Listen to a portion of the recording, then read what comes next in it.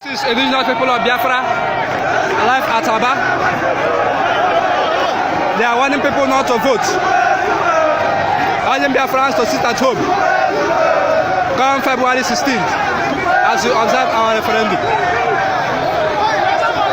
We are live at Fosu. You can see them. They say no election in Biafra land, no election in Nigeria. Everybody should sit at home.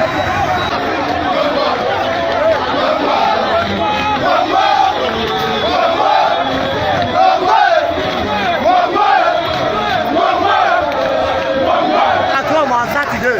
No more election in Biafra land. We no longer in Nigeria. We want Biafra. So everybody should stay in the house. Coming Saturday 16th.